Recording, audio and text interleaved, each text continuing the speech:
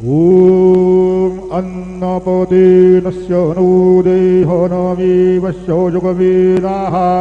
प्रप्रदातारन्तारिह उवलजन्नोधीः द्विपदे चतुकपदे चतुरस्रमण्डलान् कृत्वा तदुपरि नैवेद्यपात्रान् निधाय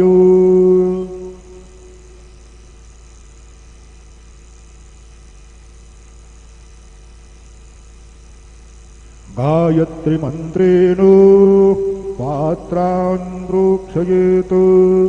धेनवाः अमृते कृत्य सत्यन्दवरदेन परिसञ्जामि नैवेद्यं निवेदयामि ॐ प्राणाय स्वाहा ॐ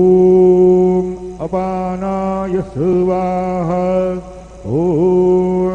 व्यानाय स्वाहा ॐ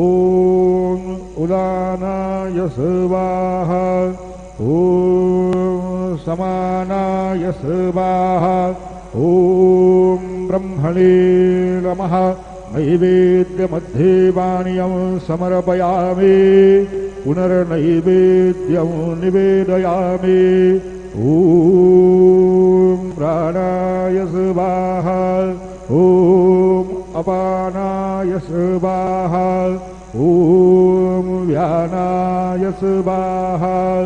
ॐ उदानाय स्वाहा ॐ समानाय स्वाहा ॐ ब्रह्मणे नमः नैवेद्यं समर्पयामि हस्तप्रक्षालनं समर्पयामि मुखप्रक्षालनं समर्पयामि सद्गुरु साईनाथ देवताभ्यो नमः चरणकमले प्रार्थनापूर्वक नमस्कारं करोमि तथा च मङ्गलनीराञ्जनदीपं दर्शयामि।